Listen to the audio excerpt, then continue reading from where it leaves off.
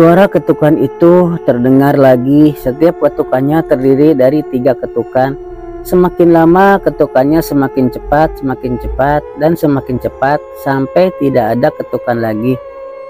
Erna dan Sri saling pandang, bingung. Keheningan menenggelamkan mereka di dalam rumah itu sebelum sesuatu menggebrak pintu dengan keras hingga membuat mereka tersentak. Mereka hanya diam, berusaha tidak bersuara. Lalu dari belakang seseorang melangkah masuk. Dini melihat 2 temannya terlihat kacau balau. Ia bingung kemudian berujar, "Lian gak dengar Mbah Tamin memanggil? Buka pintunya." "Jangan kabur kamu," celoteh Erna. Namun Dini memaksa, bahkan Sri yang memegang tangannya. Dini pelototi sampai akhirnya mereka mengalah. Dini membuka pintu. Di sana Mbah Tamin berdiri. Ia hanya diam menatap mereka semua sebelum melangkah masuk ke rumah.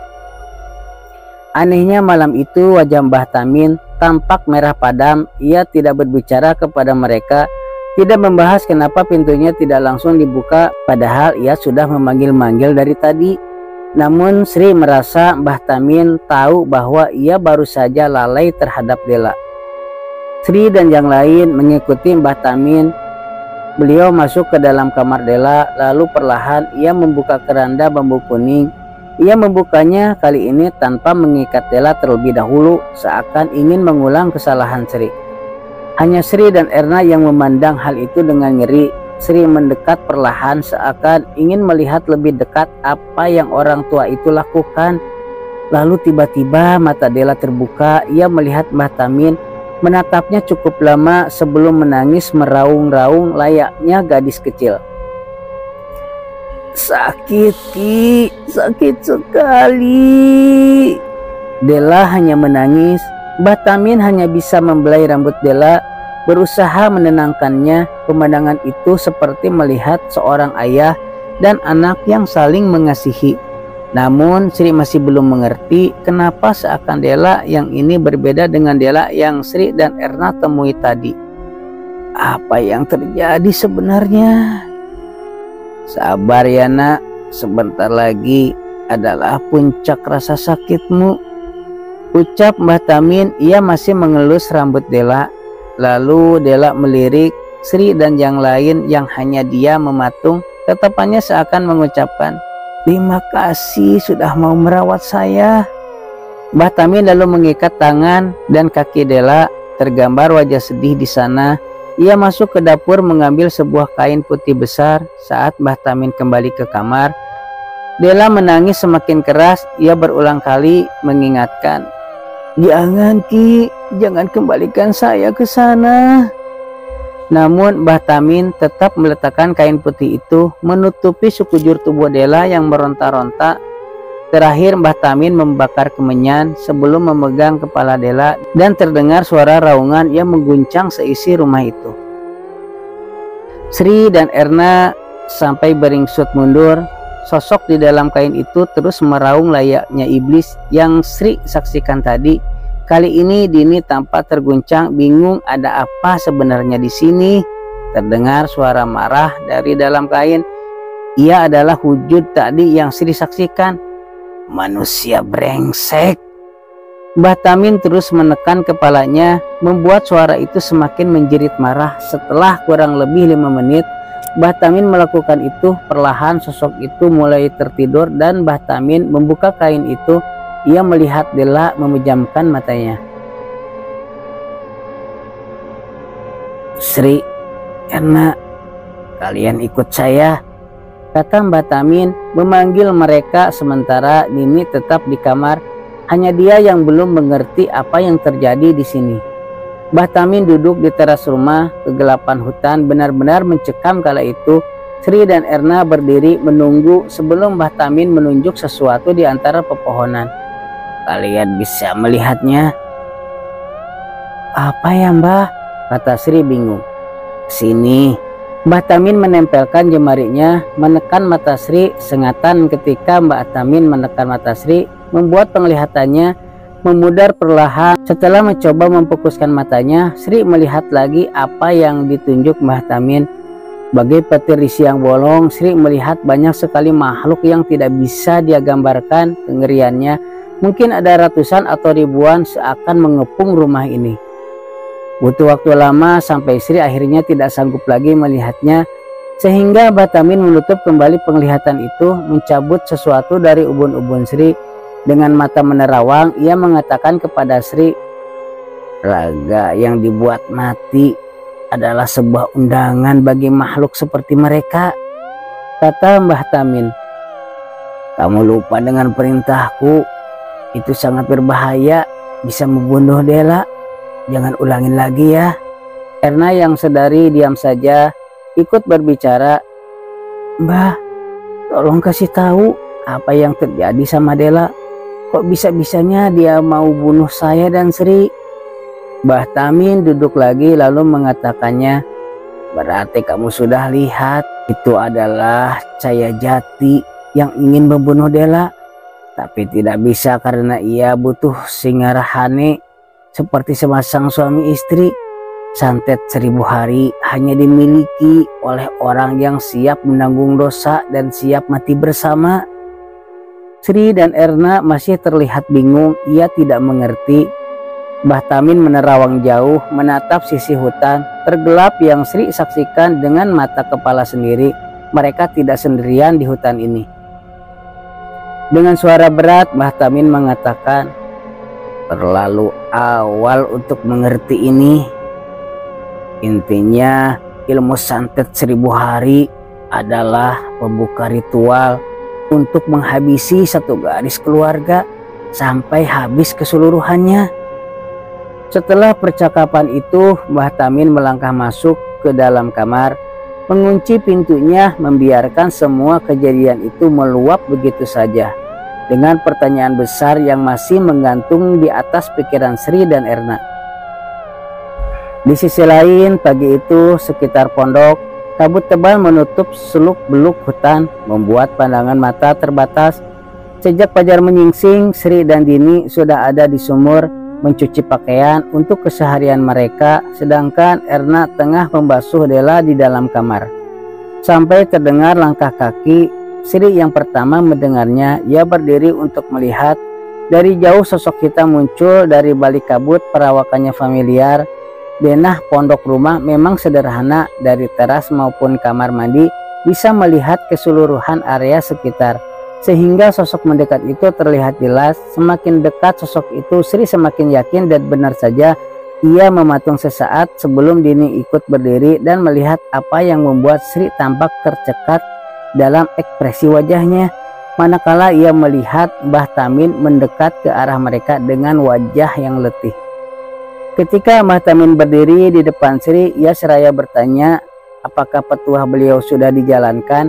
Sri hanya diam, bibirnya gemetar. Dinilah yang berinisiatif mengambil situasi. Ia berucap lirih, "Mbah, bukannya semalam Mbah pulang?"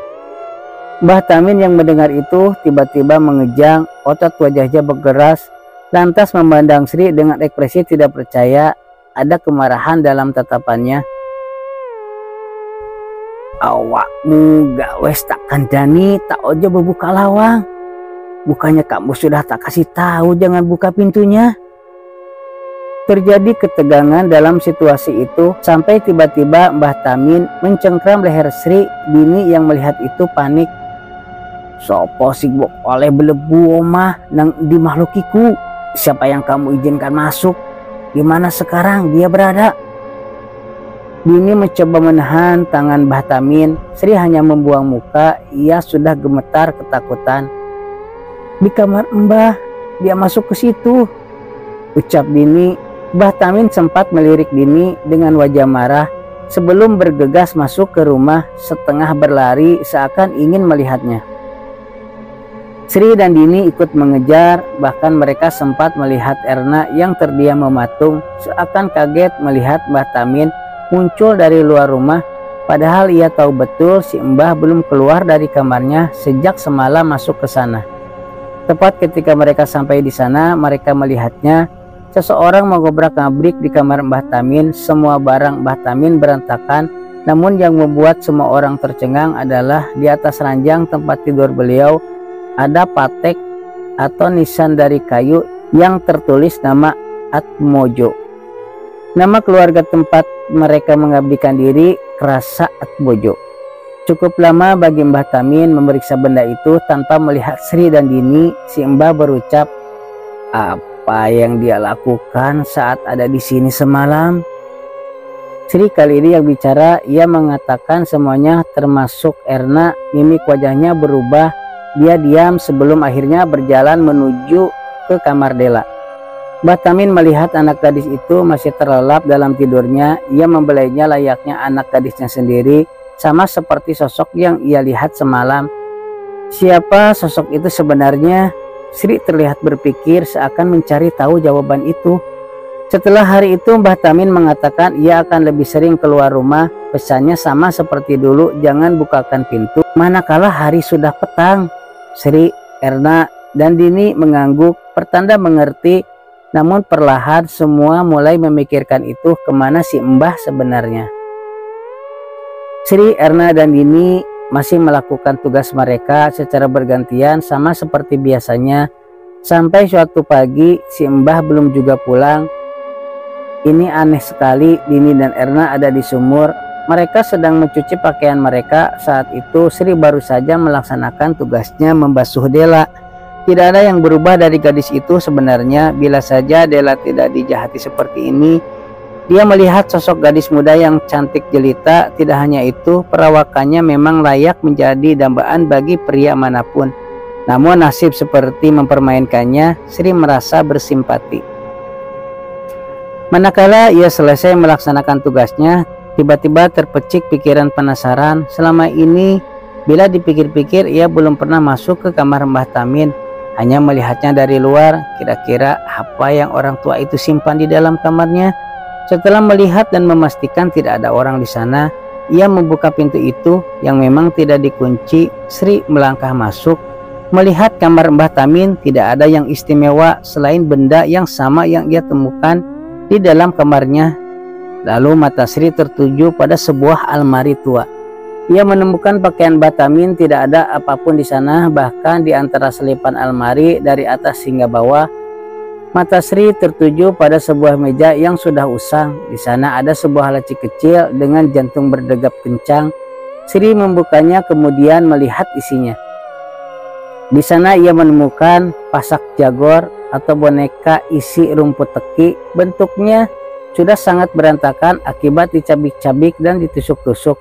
Masalahnya Sri tahu benda apa itu. Itu adalah benda yang sering digunakan untuk media santet. Apa yang sebenarnya orang tua itu lakukan? Tidak hanya itu saja, ada beberapa benda lain. Sebuah cincin akik dengan batu merah, dan terakhir sebuah foto usang. Di belakangnya tertulis keluarga Atmojo. Ketika Sri memperhatikan foto itu, ia memekik ngeri. Ada Mbah Krasa dan seluruh keluarganya yang pernah ia lihat. Kaget, takut, dan berinding, itu yang Sri rasakan. Cepat-cepat ia mengembalikan semuanya, menutup laci itu lagi, kemudian melangkah keluar. Saat Sri membuka pintu, ia tersentak melihat Erna dan Dini menatapnya kaget. "Ngapain kamu?" Sri terdiam. Ia berusaha tetap diam. "Semalam si Mbah nyuruh saya bersihin kamarnya." Meski curiga, Erna dan Dini menerima alasan Sri. Ia melewatinya begitu saja. Namun perasaan Sri pagi itu sudah porak-poranda dengan pemikiran-pemikiran gilanya. Sejak hari itu, setiap kali berpapasan dengan si Mbah, Sri seperti terguncang. Ia tidak bisa menutupi ketakutannya. Namun dari cara melihat si Mbah, tampaknya beliau tahu sesuatu dan itu membuat Sri tidak tenang. Ia seringkali merasa Mbah Tamin memperhatikan gerak-geriknya. Sementara itu, di satu malam, Sugi, sopir yang mengantar mereka, datang. Ia berbicara empat mata dengan Mbah Tamin, seakan ada sesuatu yang mendesak. Wajah Mbah Tamin tampak mengeras. Sri begitu penasaran, namun kali ini ia menahan diri. Sampai akhirnya pembicaraan itu selesai. Si Mbah mendekat. "Saya akan pergi sama Sugi ke kediaman Krasa. Tolong jaga tempat ini. Ingat ucapanku. Lusa mungkin saya baru pulang." Sri mengangguk lalu memanggil yang lainnya. Mereka semua menatap satu sama lain. Ada keraguan di mata mereka bila mengingat kejadian sebelumnya. Namun tidak ada yang memprotes ucapan si Mbah karena takut beliau akan marah lagi seperti sebelumnya. Malam itu ketika Mbah Tamin sudah pergi, Sri merasa ia harus memeriksa kamar beliau lagi. Ia tahu masih ada yang harus ia cari, termasuk teka-teki apa yang sebenarnya terjadi. Mungkinkah keluarga Kerasa tidak tahu menahu perbuatan orang tua ini? Sri menunggu waktu yang tepat. Sri menunggu Erna dan Dini terlelap, maka manakala ia sudah yakin dua temannya sudah tertidur, Sri melangkah keluar dari ranjangnya. Ia melangkah menuju kamar Mbah Tamin yang hanya terpisah sekat antara kamar Dela yang memang tanpa pintu itu. Sejenak Sri menguatkan diri lalu masuk. Ia membuka pintu, membiarkannya tetap terbuka, sementara ia mulai mencari di mana ia terakhir kali memeriksa benda keramat itu. Anehnya ia tidak menemukannya. Dicari dimanapun, Sri tidak menemukannya. Apakah si Mbah membawanya? Sri terdiam berpikir sampai sesuatu melintas. Sesuatu seperti baru saja melintas di belakangnya melewati kamar Mbah Tamin. Sri melangkah memastikannya. Ia tidak tahu menahu apa itu. Tiba-tiba mata Sri tertuju pada isi dari ranjang Mbah Tamin. Ia menduga benda itu ada di sana, maka Sri mulai perlahan membukanya. Sri membuka semuanya, namun ia tidak menemukan benda itu juga di sana. Manakala Sri masih berusaha mencari, terdengar suara pintu ditutup dari belakang. Sri terhenyak sejenak sebelum berbalik melihatnya. Sri terdiam melihat Dela menatapnya dengan senyuman menyeringai. "Masih anak kecil, berani sekali cari masalah," kata Dela seraya tetap berdiri menahan pintu. Kepalanya menggedek ke kiri dan ke kanan seakan menertawakan Sri yang tengah meringkuk ketakutan. "Kok bisa?"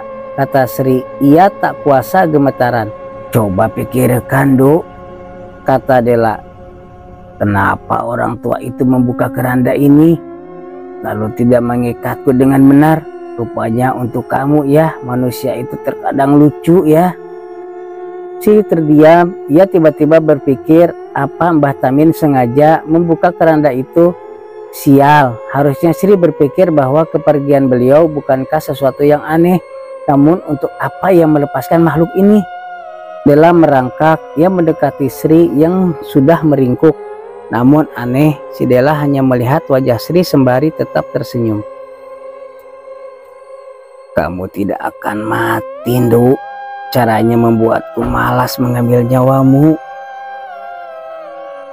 Saya kasih sesuatu bila kamu ingin tahu sesuatu. Ada apa di sini?" Sri masih diam. Ia tidak dapat berbicara banyak. Ketakutan sudah memenuhi seluruh badannya. "Ada sebuah pohon beringin di timur tempat ini. Cari sebuah batu, tertata lalu buka isinya." Dela berdiri membuka pintu lalu menutupnya lagi. Sri yang masih terjebak dalam ketakutannya perlahan berdiri melihat Dela yang kembali tidur. Tidak lupa ia menutup kerandanya lalu ke kamar. Pagi itu seperti biasanya Dini dan Erna sudah sibuk dengan kegiatannya sendiri. Sementara Sri ia pamit untuk menghabiskan waktu di kamar. Sri mengaku badannya tidak enak, namun yang sebenarnya terjadi, Sri melangkah pergi menuju tempat yang ia dengar dari sosok yang ia temui semalam. Menelusuri jalan dengan kabut masih tebal, kiri kanan pohon tumbuh tinggi dengan semak belukar di setiap sisinya. Setiap langkah kaki Sri terdengar gemerasak dedaunan yang berserakan dengan aroma tanah yang masih tercium sengak. Sri terus berjalan ke timur sampai melihat pohon itu. Dari jauh pohon itu tumbuh sendiri di antara semak belukar di sekitarnya. Ada tanah lapang yang terbuka. Seakan pohon itu dibiarkan menyendiri, begitu kelam, begitu menenggelamkan. Anehnya Sri justru mendekatinya, seakan hatinya menuntun memanggil namanya. Ia harus melakukannya meski cahaya matahari sudah terang. Namun di bawah pohon ini seakan cahaya itu tidak bisa menyentuhnya. Kehitaman dari rimbunnya dedaunan pohon beringin ini menciutkan nyali siapapun yang ada di sekelilingnya. Sri menelusuri pohon besar itu sampai ia menemukannya. Sri menemukan sebuah kuburan dengan batu nisan bertuliskan sebuah nama yang familiar, Della Atmojo. Butuh waktu untuk memproses informasi itu, namun Sri mencoba menolak pikiran itu. Della sudah meninggalkah? Batin Sri terguncang, ia kini tersesat dalam bola pikirannya sendiri. Entah apa yang Sri pikirkan, ia langsung menggali tanah keras itu dengan jemarinya. Manakala tanah itu mulai menyakiti jari jemarinya, Sri mencari bebatuan untuk terus membongkar kuburan itu. Ia merasa ada yang salah dengan kuburan ini, termasuk ukurannya yang tidak terlalu besar. Benar saja apa yang Sri lakukan tidak sia-sia. Ia sampai di sebuah kotak kayu yang terbuat dari jati. Sri mengeluarkannya. Dari sana membongkar penutup kotaknya. Di sana ia menemukan sebuah boneka pasak jagor seperti yang pernah Sri lihat. Hanya saja boneka yang ini dililit rambut hitam.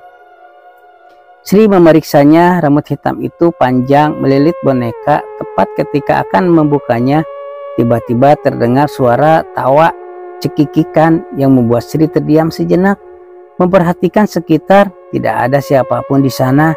Detik itu juga Sri meninggalkan tempat itu membawa benda itu.